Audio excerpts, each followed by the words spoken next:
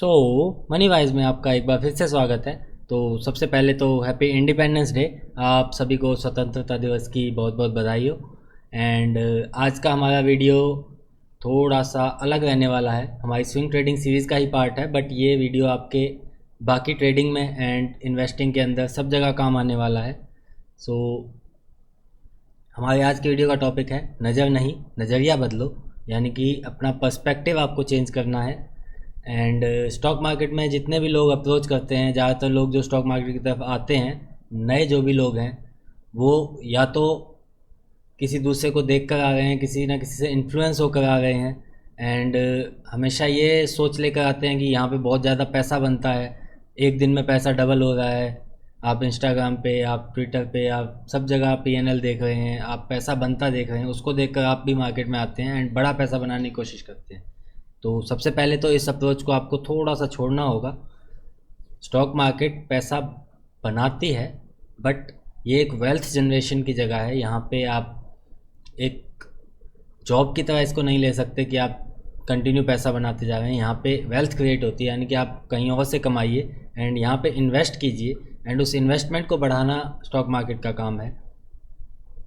एक टाइम आता है जब आपकी इन्वेस्टमेंट इतनी ग्रो कर जाती है कि आप अपनी मेन जॉब को छोड़ सकते हैं, तो वो एक अलग टाइम है। बट सीधा मार्केट में आकर आप ये सोचें कि आप कोई जॉब नहीं करेंगे, कोई काम अदर का वर्क नहीं करेंगे एंड मार्केट से ही पैसा कमा लेंगे, तो ये थोड़ा सा मुश्किल होता है। रियलिटी है, थोड़ी कड़वी लग सकती है लोगों को, बट सच्चाई है तो आपके सामने प्रेजेंट करना मेरा काम है। सो उस चीज़ की तरफ थोड़ा सा ध्यान दें, ये गलतियाँ ना करें। एंड स्टॉक मार्केट को सट्टा बाज़ार की तरह ना देखें कि आप आएंगे एक दिन में पैसा बनाएंगे। थोड़े रिटर्न्स को अपने रियलिस्टिक लेकर आइए। जैसे कि एफडी आपको 7% देती है, तो स्टॉक मार्केट से आपको 10 से 12% अगर बिना कुछ किए, ज़्यादा मेहनत किए बिना, ईटीएफ इन्वेस्टिंग से ही मिल जाता है। तो आप उस तरफ ध्यान दीजिए। अगर आप थोड़ा बहुत स्विंग ट्रेडिंग करते हैं तो आप 20-25%, 30% तक का टारगेट कर सकते हैं। एंड थर्ड आपका, अगर आप पूरे ऑप्शंस में, फ्यूचर्स में प्रॉपरली ट्रेड करते हैं, वैसे तो option and futures trading instrument नहीं होते, ये हेजिंग के लिए होते हैं, अपनी पोजीशंस को सेफगार्ड करने के लिए इंश्योरेंस की तरह यूज़ किए जाते हैं। बट अगर आप फिर भी इसको यूज़ करते हैं तो आप 40 से 50% की एक्सपेक्टेशन रख सकते हैं, जो कि आपको हर साल लगातार नहीं मिलता। तो कभी 100% हो जाता है, कभी 30% हो जाता है, कभी नेगेटिव भी हो जाता है। तो उस तरह आपको अप्रोच करना है। एंड एक, जितने भी आप इन्फ्लुएंसर्स को देखते हैं, जो भी आपको पीएनएल दिखा रहे हैं, जो भी आपको कोई भी चीज़ दिखा के अपनी कि हमने इतना कमा लिया या इतनी अर्निंग हो जाती है, तो वो आपको अपना कोई ना कोई प्रोडक्ट ही बेच रहा है एंड उस चीज़ की तरफ आपको ध्यान नहीं देना है। आप उनके लर्निंग्स को सीख सकते हैं, बट उनके पीएनएल को देख के इन्फ्लुएंस नहीं होना है। अगर आप जेन्युइनली उनसे जुड़ना चाहते हैं, आप सीखना चाहते हैं, आप सीख लीजिए, वो आपकी चॉइस है। बट अगर आप सिर्फ पीएनएल को देख कर कि ये आदमी इतना कमाता है तो इससे मुझे सीखना है, यही मुझे सिखा सकता है, इस चीज़ से थोड़ा बच के रहिए। एंड अपने बेंचमार्क सेट कीजिए, यानी कि जैसे इस साल आप 1 लाख के लॉस में थे, नेक्स्ट ईयर आपने अगर 20-30 हज़ार का लॉस किया है, तो आप इम्प्रूवमेंट की तरफ हैं। उस चीज़ को आगे बढ़ाते जाइए। नेक्स्ट ईयर आप 8-10 हज़ार का प्रॉफिट कीजिए, फिर 10-20 हज़ार का प्रॉफिट कीजिए, फिर 50 हज़ार का, फिर 1 लाख का। तो ऐसे अपनी ग्रोथ पे ध्यान दीजिए, खुद का बेंचमार्क सेट कीजिए कि मुझे खुद को आगे बढ़ाना है, खुद को ग्रो करना है। ये चीज़ मैटर नहीं करती कि आप किसी और के प्रॉफिट्स को देखकर कि यहाँ बहुत पैसा बन जाता है या वो बना रहा है, उसको देखकर आप डिसाइड करें। इसके ऊपर हम ऑलरेडी काफ़ी वीडियोस बना चुके हैं अपने चैनल पे कि आपको मार्केट में सबसे पहले खुद को पहचानना है कि मैं किस तरह का ट्रेडर हूँ, मैं क्या कर सकता हूँ, क्या मेरे लिए सही है। अपने दिमाग के हिसाब से ही आपको ट्रेडिंग स्टाइल चूज़ करना है, क्योंकि बहुत से ट्रेडिंग स्टाइल होते हैं। तो अब बात करते हैं नज़रिया बदलने की, जिस पर हम बात करने वाले थे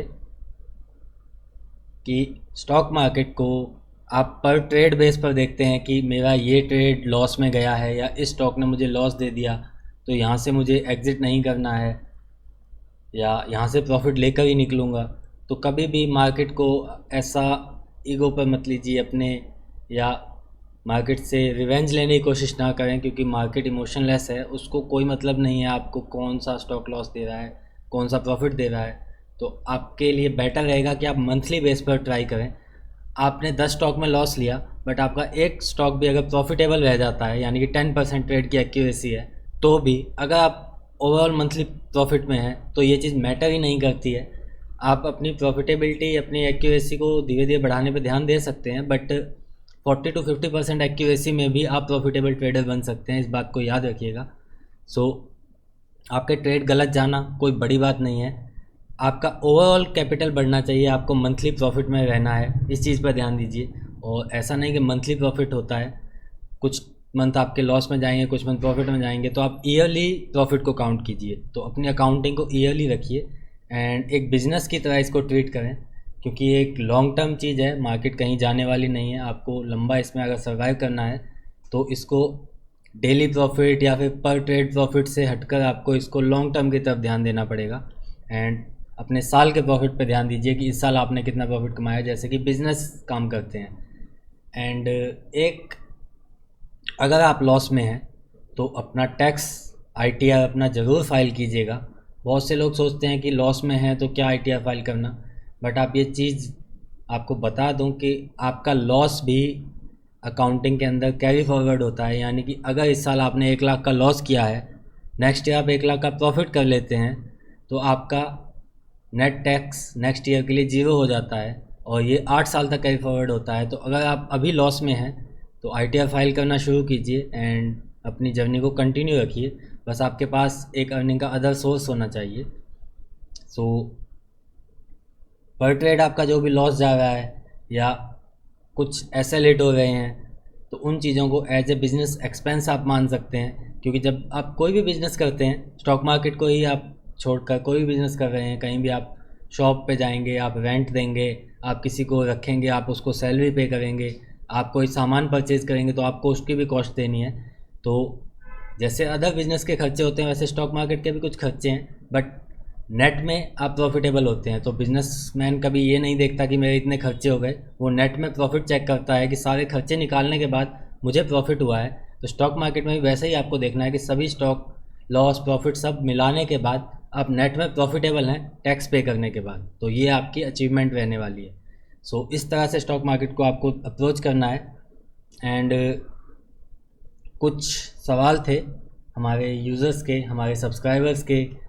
तो सबसे पहला था कि स्विंग ट्रेडिंग के स्टॉक्स को कैसे देखें, तो वो हम ऑलरेडी पास्ट वीडियो में बता चुके हैं कि आप 52 वीक हाई वाले स्टॉक्स को देख सकते हैं। स्विंग ट्रेडिंग के लिए मोमेंटम सबसे इम्पॉर्टेंट चीज़ है। अगर आप किसी अदर मेथड पे काम कर रहे हैं, आप वैल्यू इन्वेस्टिंग पे काम कर रहे हैं, तो पोजिशनल या इन्वेस्टिंग में जा सकता है। बट स्विंग ट्रेडिंग, क्योंकि आप स्विंग को कैप्चर कर रहे हैं, आपको हाई स्पीड एंड मोमेंटम में ही ध्यान देना पड़ेगा। तो 52 वीक हाई या फिर हायर हाई बनाने वाले स्टॉक जो कि टॉप पे घूम रहे हैं, वही आपकी सबसे पहली चॉइस होनी चाहिए स्विंग ट्रेडिंग के लिए। एंड एक हमारा सवाल था कि पर स्टॉक आपको कितना इन्वेस्ट करना है, या किसी स्टॉक पे आपका ज़्यादा कन्विक्शन है तो वहाँ ज़्यादा इन्वेस्ट करें या कम इन्वेस्ट करें। तो इसके ऊपर भी मैंने वीडियो में भी एक्सप्लेन किया था कि जब आप 1:2 या ऐसे किसी रिस्क रिवॉर्ड पर चलते हैं तो आपको सभी स्टॉक्स के अंदर इक्वल एलोकेशन रखना चाहिए। क्योंकि अगर आप किसी स्टॉक पे पैसा बढ़ा देते हैं, किसी पे कम करते हैं, तो आप अपने, जैसे आपने 1 लाख रुपये इन्वेस्ट किया है, 10,000 आपने पर स्टॉक में लगाया, तो आप नहीं जानते कि कौन सा स्टॉक उनमें से चल पड़ेगा। बहुत बार हो सकता है कि आपका बेस्ट दिखने वाला स्टॉक आपको लॉस दे जाए एंड आपका बेकार सा दिखने वाला सेटअप आपको डबल ट्रिपल प्रॉफिट दे जाए। तो जहां आपने बड़ा पैसा लगाया, अगर उसने आपको लॉस दिया, आपका नॉर्मल SL भी हिट हुआ, तो भी आप ज़्यादा लॉस कर देंगे दूसरे स्टॉक्स के प्रॉफिट से। सो इस चीज़ पर आप बहुत ध्यान से काम कीजिए कि सभी को इक्वल वेटेज देना है। एक सवाल ये आता है कि मेरे पास मल्टीपल स्टॉक्स हैं, जैसे कि काफ़ी सारे स्टॉक्स हमारे पास आ रहे हैं, तो किस में ट्रेड लिया जाए, किस में ना लिया जाए। सबसे पहला तो अगर वीकली बेस पे, मंथली बेस पे जैसे भी काम कर रहे हैं, तो स्टॉक्स के ब्रेकआउट के कंफर्मेशन के बाद ही ट्रेड लें। एंड किस स्टॉक में ट्रेड लेना है इसका है कि जो स्टॉक पहले ब्रेकआउट दे रहा है, या एक साथ अगर 2 स्टॉक ने ब्रेकआउट दिया, तो आपको मल्टीपल चीज़ों को ध्यान रखना है कि अगर आपके पास एक ही सेक्टर के काफ़ी सारे स्टॉक हैं तो आप उस स्टॉक को छोड़ सकते हैं, दूसरे सेक्टर का कोई स्टॉक उठा सकते हैं, या वॉल्यूम्स जिसके बेटर हैं उसको उठा सकते हैं। बट अगर आप कहते हैं कि सब सेम है, सब कुछ मैच कर रहा है, तो रैंडमली आप किसी भी स्टॉक में इन्वेस्ट कर सकते हैं। क्योंकि ये चीज़ देखना कि सबसे बेटर कौन सा है या बेकार कौन सा है, ये आपके हाथ में नहीं है, रिटर्न मार्केट के हाथ में है।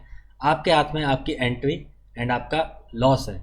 यानी कि एंट्री आपने किस प्राइस पे करनी है वो आपको पता है, कितना लॉस आपको लेना है वो आपको पता है, प्रॉफिट मार्केट देगी नहीं देगी, कितना देगी वो आपको नहीं पता है। आप जितना लेना चाहते हैं आप उससे ले सकते हैं। सो टारगेट लगाकर एंड स्विंग ट्रेडिंग को ऑटोमेट करने के ऊपर हमने लास्ट वीडियो में आपको सब कुछ बताया था कि स्विंग ट्रेडिंग को फुली ऑटोमेट आप कैसे कर सकते हैं। सुपर ऑर्डर के बारे में चर्चा की थी, जो कि धन आपको प्रोवाइड करता है। तो अगर आप धन में अकाउंट खोलना चाहते हैं तो हमारे लिंक से आप ओपन कर सकते हैं। And one of the best broker है, क्योंकि मैं पर्सनली यूज़ करता हूँ, इसलिए आपको भी रिकमेंड करता हूँ कि आप इसको यूज़ करें एंड अपनी स्विंग ट्रेडिंग को ऑटोमेट कर सकते हैं आप इससे। एक हमारा ये सवाल आता है कि मैं जैसे ही स्टॉक मार्केट में या जिस भी स्टॉक में एंटर होता हूँ मुझे लॉस होता है। बहुत कॉमन क्वेश्चन है, आप हमेशा देखते हैं। तो ऐसा कुछ नहीं है, आपको अपने लॉस वाले ट्रेड को थोड़ा एनालाइज करना है, आपको अपनी गलती को देखना है, आपने एसएल कहाँ लगाया है, आपने स्टॉक में क्या चीज़ मिस की है। तो ऐसा कुछ नहीं है कि आपको लॉस देने के लिए कोई स्टॉक बैठा है।